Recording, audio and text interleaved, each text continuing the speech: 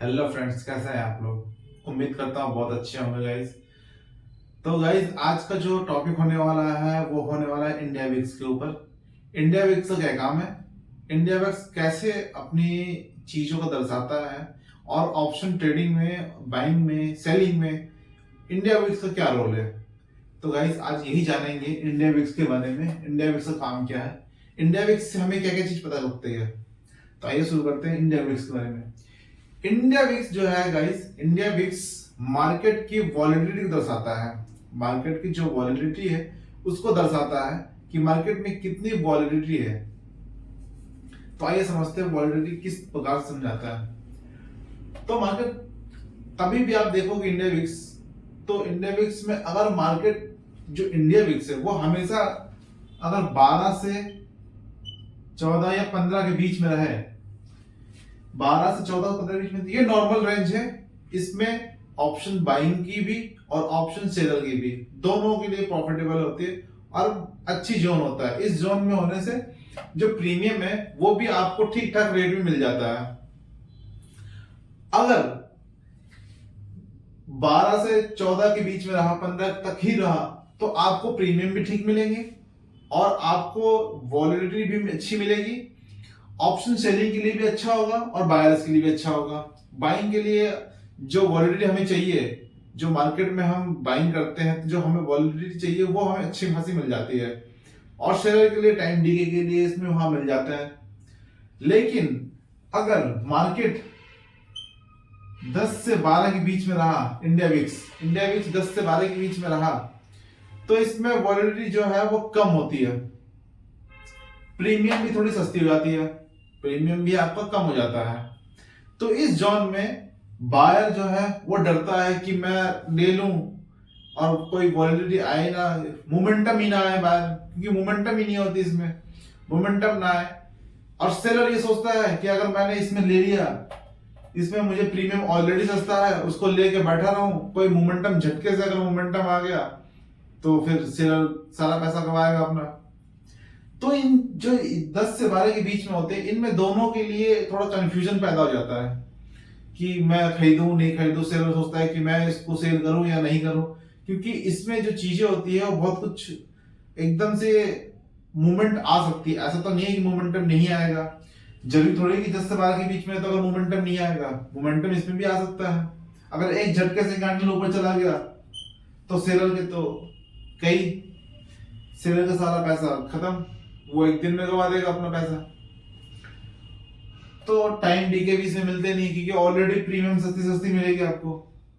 तो गाइस, इसीलिए 10 से जो 12 का जो रेंज है वो वॉलिडिटी इसमें बिल्कुल भी नहीं होती है। मार्केट में कोई ज्यादा मोमेंटम नहीं होता है।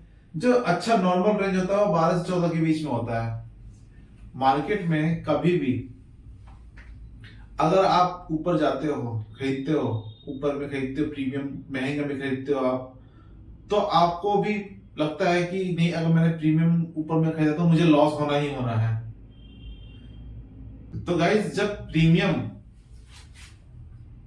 16 से 20 के बीच में जब इंडिया विक्स हो जाए, तो जो प्रीमियम है वो भी महंगा हो जाएगा।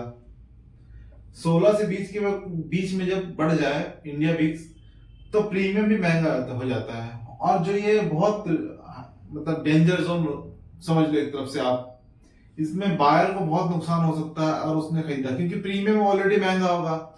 उसने ऊपर में खरीदा तो तुरंत इंडिया विक्स में जैसे मोमेंटम, इंडिया विक्स जैसे जैसे मेल्ट होगा, इंडिया विक्स जैसे जैसे कम होगा वैसे प्रीमियम मेल्ट होगा। आपका जो कैंडल है वो ऊपर की तरफ जा तो रहा है, लेकिन आपका जो प्रीमियम है वो नीचे की तरफ आ रहा है। क्यों? क्योंकि इंडिया विक्स कम हो रहा है। इंडिया विक्स जब ऊपर चला गया, हाई वॉलिडिटी चला में चला गया, तो इंडिया विक्स तो ऊपर जाएगा ही, लेकिन इसका जब इंडिया विक्स नीचे आएगा तो उसके साथ साथ आपका प्रीमियम भी नीचे आएगा। तो बायर्स को हमेशा ध्यान रखना है, ऑप्शन बाइंग में हमेशा ध्यान रखना है कि इंडिया विक्स जब भी बढ़े, जब भी आपका 16 से 20, 22 के बीच पहुंच जाए, तो आपको अवॉइड करना ट्रेडिंग, ट्रेडिंग करना ही नहीं है।